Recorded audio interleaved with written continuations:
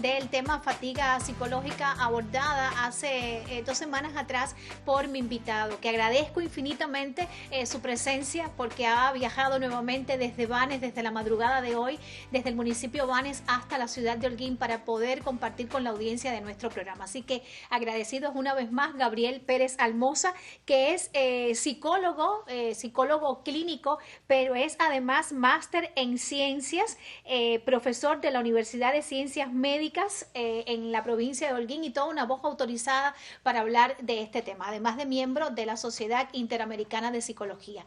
Qué placer tenerlo en el estudio. Buenas tardes, bienvenido. Buenas tardes, Vivian. Gracias por la invitación nuevamente y compartir con los televidentes. Bueno, han transcurrido 2 semanas desde la última vez que usted estuvo acá con nosotros y creo que vale la pena hacer un breve resumen de las cuestiones más importantes abordadas en la primera emisión que dedicamos al tema de la fatiga psicológica, Gabriel. Sí, hablábamos en general de todas las alteraciones psicológicas que se asocian con el tema de la COVID-19 y las medidas generales que tuvimos que adoptar como país con el tema de la seguridad biológica y psicológica que debemos resguardar, el aislamiento social, el uso de nasobuco, y todo esto trajo como consecuencia un estrés psicosocial que desbordó a la población en miedos, incertidumbres, inseguridades que todavía persisten después de un año y varios meses. Yo recuerdo que el mito que escogimos para esa emisión es que el miedo hace que nos cuidemos más. Y usted nos dijo nos dijo muy rápidamente en esa emisión que no era un mito, que era una realidad. Pero el miedo a la enfermedad genera automáticamente una actitud de responsabilidad, Gabriel. No, para nada. El miedo, como principio, lo que va a provocar en el sujeto que lo experimenta, que lo siente, es una sensación de parálisis, de quedarse y explorar la situación. ¿Qué está sucediendo?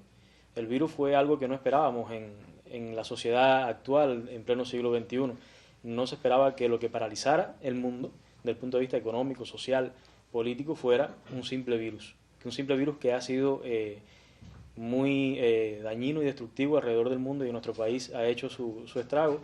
Y este miedo en su principio no condicionó la percepción del riesgo. Ya gracias a toda la labor de las autoridades sanitarias y del gobierno en general se ha podido provocar un poco la percepción de riesgo en la población, que todavía falta por tener en los días de hoy. Ahora, ¿usted pudiera brevemente tal vez marcarnos una diferencia entre el miedo y la percepción del riesgo?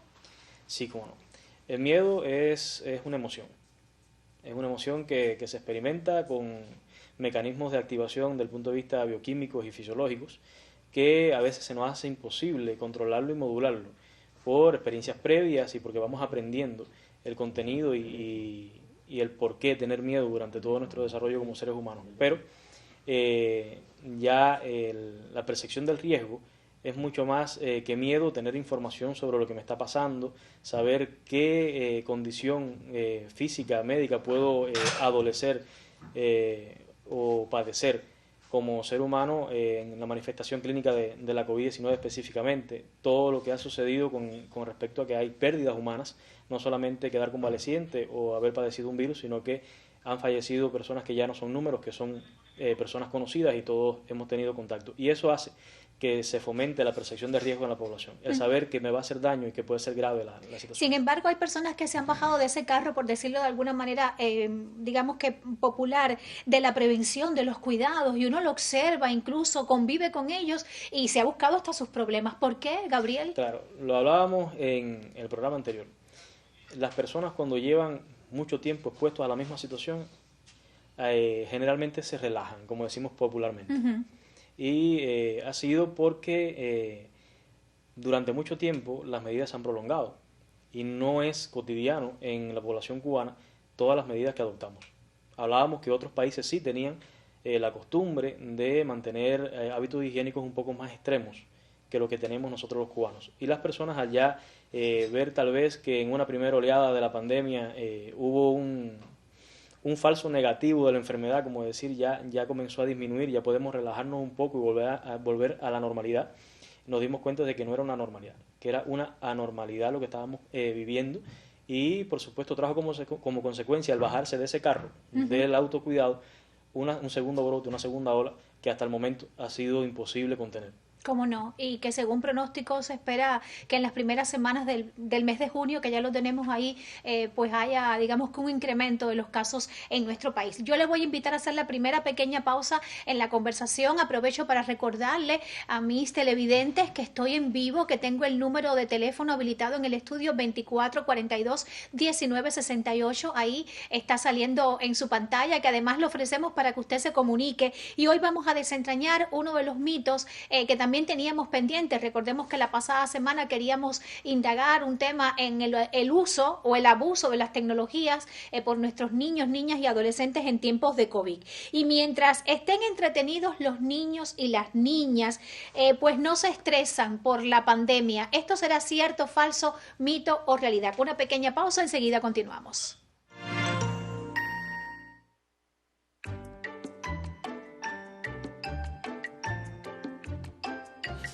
Chama, lávate las manos.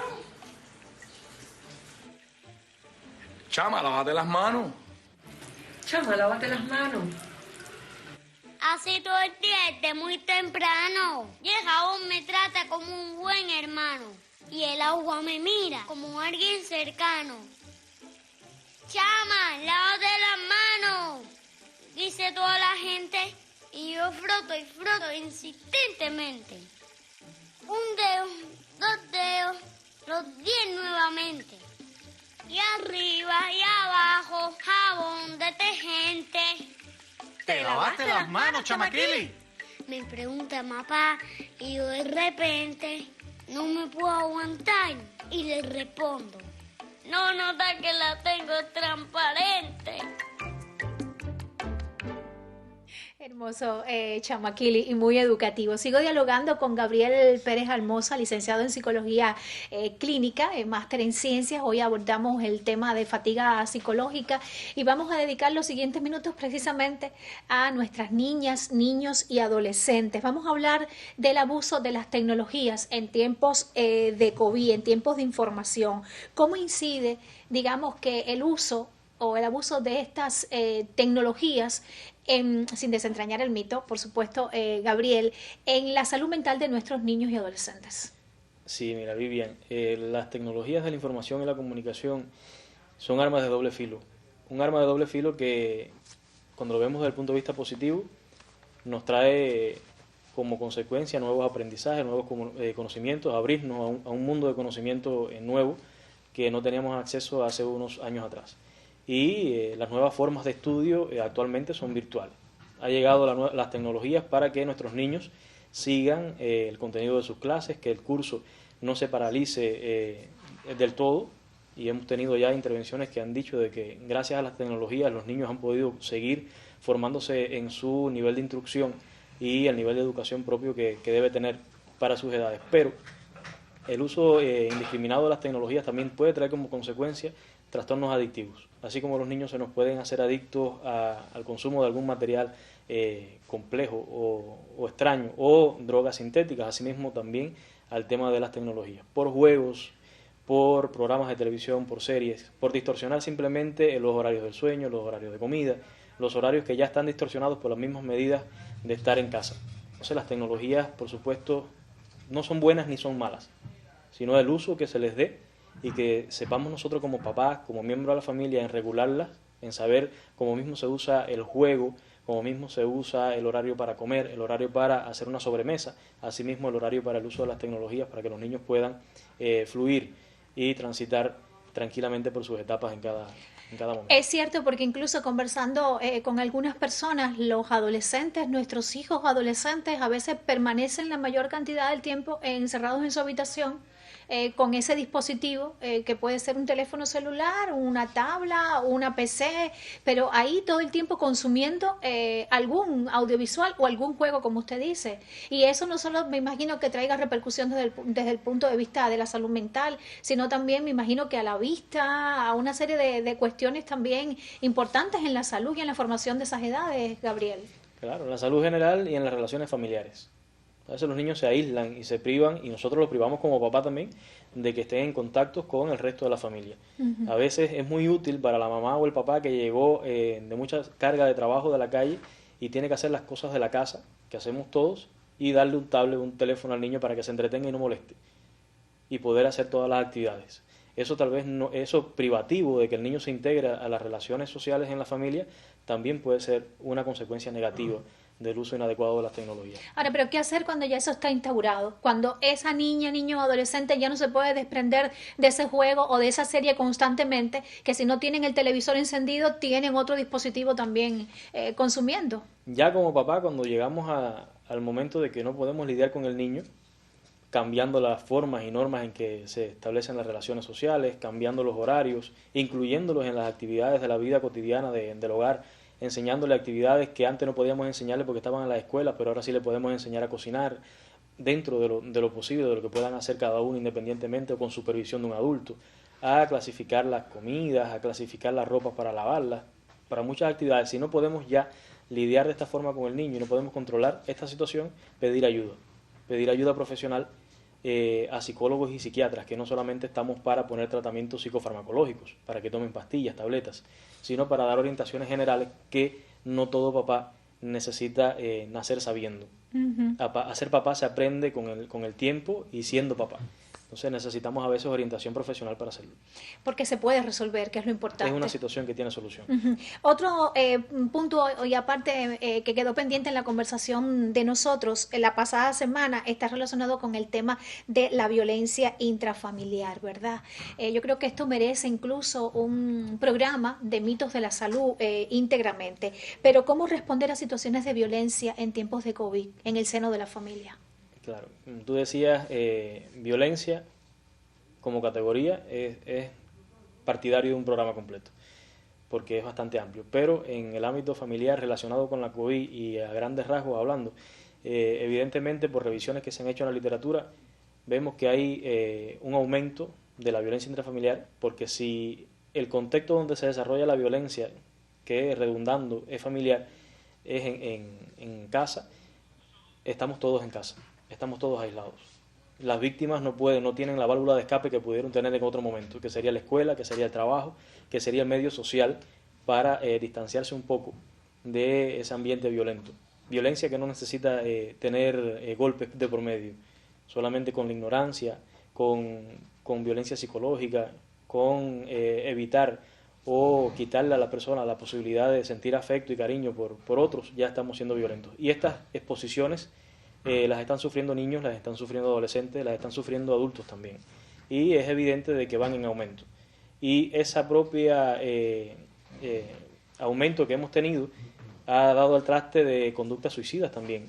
En investigaciones científicas en otros países ha aumentado los intentos suicidas y suicidios consumados producto a que no hay válvula de escape para la violencia familiar que está sufriendo la comunidad en general.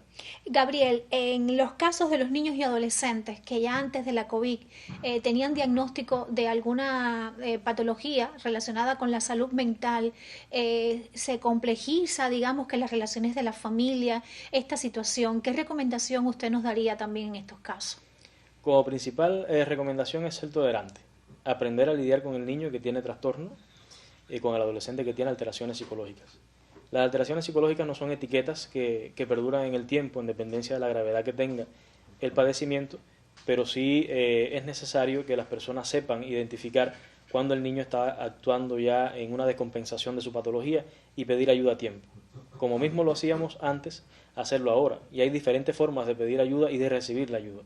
Producto al mismo aislamiento social, muchas consultas han dejado de funcionar y otras se han limitado a los espacios. Por tanto, buscar ayuda en las plataformas virtuales que están funcionando sería también beneficioso para la población y poder sacar al niño de este ambiente estresante y a veces intolerable por ellos mismos. En el caso de las personas que tengan ese acceso, por ejemplo, a las plataformas virtuales, pero si no, tratar de buscar ayuda, aun cuando no se esté dando consultas de la manera presencial, tratar siempre de acercarse al área de salud más cercana que tenga la familia, que tenga una situación como esta. Vamos a hacer otra pausa en la conversación. Recuerdo que estoy en vivo, 2442-1968, y establecer contacto ahora mismo con Exteriores. Adelante, Giancarlos. El saludo para ti, Vivian, también para nuestros amigos televidentes. Aquí estamos desde exteriores para buscar criterios sobre el tema de la tarde, así que acompáñanos. En su opinión, ¿por qué usted cree que enferman tantos niños de COVID-19 últimamente? Bueno, yo pienso que sea producto a la despreocupación que hay, porque donde hay un niño, pienso yo que no deba haber visitas innecesarias. En primer lugar, el descuido de los padres. Los padres no tienen el control que realmente se requiere para que los muchachos estén en su casa, los dejan salir a jugar. Esto hay que hacer solamente un recorrido por los barrios, en todas las áreas esas que se han preparado para hacer ejercicio, para juegos. A eso está lleno de muchachos jugando por ahí. La primera causa es esa. Y los niños más pequeños a veces que ni salen de la casa. También irresponsabilidad de los padres, que ni salen, no, ellos los sacan de las casas. Incluso en el barrio permiten que los muchachos de una casa vayan a las de otro a jugar y se reúnen 4 o 5 muchachos que solamente el hecho de cruzar, de andar en la calle para ir de un lugar a otro, puede causar que se contagien. Los padres, la familia, la casa, creo que es el momento oportuno de decir no. ¿Cree que la fatiga psicológica por la que estamos pasando últimamente tenga que ver con eso? Bueno, no me parece que está en dependencia de la educación que tenga cada persona, su manera de pensar. Cuando se lleva mucho tiempo padeciendo de alguna enfermedad, pues sí, se puede uno fatigar emocionalmente, claro. ¿Y qué? Bueno, no hay razón para despreocuparse los padres. ¿Crees que la fatiga psicológica que provoca la pandemia que sufrimos tenga que ver con esto? Es posible, de algún modo pudiera ser, pero te repito, la célula fundamental de la sociedad, que es la familia, para mí es la que está fallando. ¿Qué recomienda usted hacer en este caso? ¿O piensa que haya que hacer algo en la casa? Bueno, nada, es lo mismo con lo mismo. Más atención, más cuidado y más preocupación de los padres. Retenerlos en la casa y tratar de buscar alguna alternativa que los entretenga y que les haga el tiempo lo más pasadero posible, porque es verdad, hay que entender a los niños también, ¿no? Pero bueno, es responsabilidad de nosotros. ¿A quién le vamos a dejar eso? Es responsabilidad de nosotros, los padres, ¿no? Estos han sido los criterios que hemos encontrado desde exteriores. Ahora devuelvo la señal a nuestros estudios. Continúe con Mitos de la Salud, el programa donde se dan la mano, mente y corazón.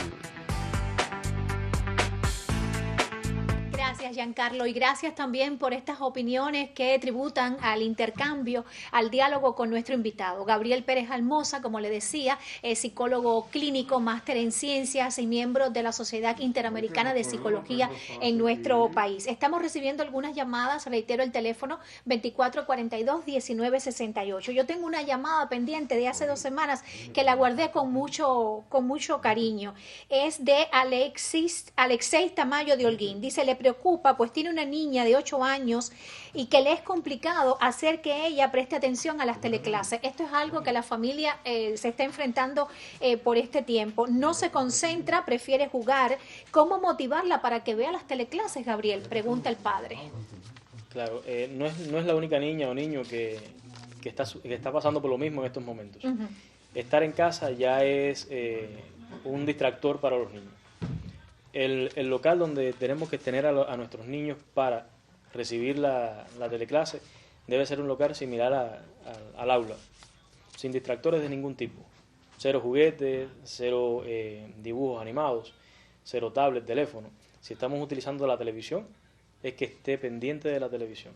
La motivación es por el aprendizaje, tomándolo como un juego.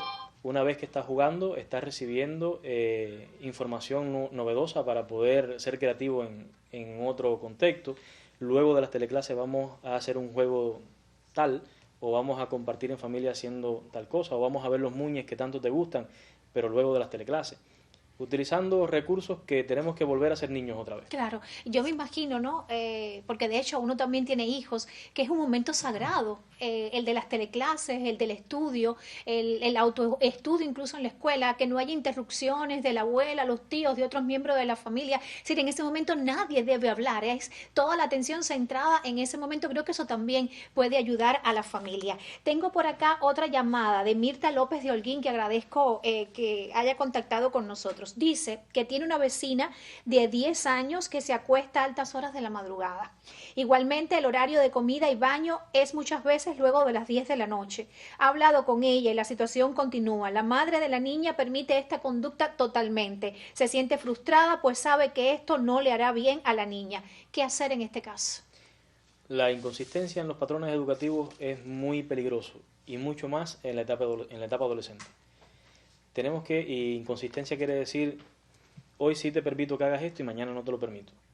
Tenemos que hablar un único idioma en familia y no es un idioma inglés o español, es un idioma de normas, patrones, de reglas, de fronteras que no se deben violentar en los roles que establece cada quien y horarios que se tienen que establecer para cumplirse. Nosotros hemos flexibilizado, y cuando digo nosotros es la familia en general, flexibilizado los horarios porque tenemos niños y todos los miembros de la familia en la casa y comemos no a la misma hora, nos bañamos no a la misma hora que antes y todo lo hacemos distinto. Tenemos que tratar de hacer las mismas cosas que hacíamos antes, aunque los contenidos sean diferentes, para que los horarios, los niños se adapten a los horarios y no ser inconsistentes, no permitirte que hoy sí te acuestes a las 12 de la noche y mañana exigirte que te acuestes a las 8 de la noche. Eso va a ser imposible de aprender. Los niños tienen que aprender de patrones que son rígidos como en la escuela, que se entra a 7:30 de la mañana, que hay un receso a media mañana, que almuerzan a tal hora, que de nuevo vuelven a tomar materias. Es lo mismo con los horarios en la casa. Hay que establecer horarios rígidos a veces para que los niños se adapten y no se trastornen sin que sea una palabra que hable de enfermedad, sino que no cambie su estatus, su nivel de salud mental adecuado hasta el momento, provocado por una inconsistencia en patrones educativos. Pero eso cuesta trabajo. Cuesta trabajo. Cuesta trabajo más cuando es una persona, o sea, una niña que ya lleva tiempo haciéndolo, acostándose después de las 10 de la noche o comiendo, bañándose, llega el momento en que usted incluso como adulto se siente que está como vencido, ¿no? Claro, hay que ser constante, perseverante y nunca cansarse con los niños. Los niños no son una relación de amistad, no son una relación laboral. Nuestros hijos son hijos hoy y son hijos mañana cuando sean adultos. No podemos cansarnos en la educación de nuestros niños.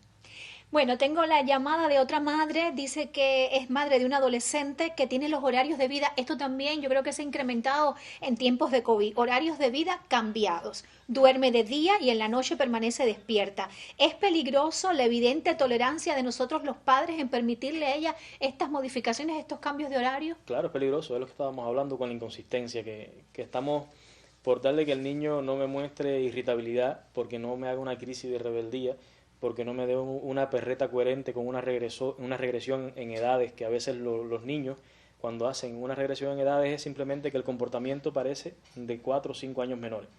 Y eso lo tratamos de evitar para tener una armonía en casa. Y le damos permisos a los niños que no deberían tener. Los niños deben seguir respetando los mismos horarios, como decía, y tratar de ser consistente en el establecimiento de las reglas. Todo lo que estamos haciendo hoy es para fomentar y formar un adulto sano después, que se adapte a normas y reglas sociales luego. La sociedad que ahora como que se paralizó, no puede quedarse paralizada en sí en el contexto familiar. La familia es el núcleo, la célula básica de la sociedad. Si no sabemos adaptarnos, si no sabemos establecer límites y fronteras en la familia, no podremos saber después cómo adaptarnos en el contexto social, laboral, escolar. Pero solo adaptándonos, Gabriel, solo estableciendo estos límites, nosotros podemos cuidar las relaciones entre la familia, podemos, digamos, que mejorar esa convivencia, solo haciendo, estableciendo estos límites como usted nos dice. Estableciendo los límites y jugando con los roles que tenemos en la familia, podremos dejar de ser las personas estresadas, dejar de ser las personas que padecemos de alteraciones psicológicas. No existe el estrés como patología y no existen los trastornos como patología. Existen personas que se estresan y existen personas que manifiestan ansiedad, existen personas que manifiestan depresión. Como decimos en medicina, en lo general, las enfermedades no existen, lo que existen son personas enfermas. Y tenemos que evitar, con las formas de manejar nuestra familia, de fomentar conductas que vayan más hacia la enfermedad que hacia la salud. No solamente de padecer una dolencia física, sino de alteraciones en el orden de lo psicológico. Pero también es un reto controlar las emociones. No solo, como usted dice, las emociones nuestras, sino muchas veces controlar las emociones de los otros, Gabriel. Es complejo. Como decía al principio del programa, las emociones como el miedo y las demás emociones tienen un componente fisiológico muy importante. Lo que quiere decir que no depende de uno en un % bastante alto el poder controlar una reacción de ahora mismo. Lo que sí podemos controlar es más que una emoción, es el comportamiento que sea destructivo, un comportamiento que no sea adaptativo. De tener la capacidad de ser tolerante y no frustrarnos, de poder conservar la calma. Muchas personas han respondido de una forma como que en pánico ante la situación de la COVID. Y el poder manifestar eso en familia, los niños van a ser un espejo de lo que está sucediendo y van a manifestar pánico luego. Entonces tenemos que, aunque no nos esté pasando por la cabeza que tenemos que estar en calma y la reacción que uno está sintiendo por dentro es pánico, enseñar al otro de lo que podemos hacer es adaptarnos, ser creativos y transformar lo que está sucediendo. Porque la adaptación es el paso a la transformación que vamos a tener como consecuencia de esa adaptación a las nuevas situaciones. El tiempo realmente se agota y el tema rebasa una vez más este tiempo televisivo, pero es momento de desentrañar el mito que nos unió. ¿Es cierta o falsa la creencia que mientras estén entretenidos los niños no se estresan por la pandemia? ¿Es cierta o falsa esa creencia, Gabriel? Esa creencia puede ser cierta o falsa en dependencia de lo que se entienda por tener entretenido al niño. Si el niño lo entretenemos para que no nos interrumpan en nuestras actividades cotidianas del hogar y de las cosas que tenemos que hacer normalmente, ese entretenimiento tal vez sea un peligro para el niño, porque es alto consumo de tecnologías, es alto consumo de actividades que no estamos controlando, por tratar de nosotros estar concentrados en lo que nos toca. Y hay otros niños que casualmente en el barrio sucedió algo el otro día, ¿no? Y dice una mamá, es que salen a la calle a jugar porque están aburridos. Tienes que tratar entonces de buscar la forma de mantenerlos entretenidos, pero creativamente. Que estén haciendo actividades de la casa, que estén aprendiendo recursos que van a ser placenteros y construyentes, que van a construir su personalidad para futuro. Claro, el aburrimiento es una carencia nuestra, no del mundo, ¿verdad? Claro. Gabriel, ha sido un placer tenerlo una vez más acá en nuestro programa, agradecidos infinitamente por el esfuerzo que ha hecho para estar acá con nosotros y bueno, espero que podamos contar con su experiencia y sus conocimientos siempre que en materia de salud mental abordemos acá en Mitos de la Salud. Usted, gracias por acompañarnos, cuídese mucho, recuerde que le necesitamos y dentro de 7 días vamos a encontrarnos nuevamente. No olvide que en cuestiones de salud siempre habrá mitos que desentrañar. Buenas tardes.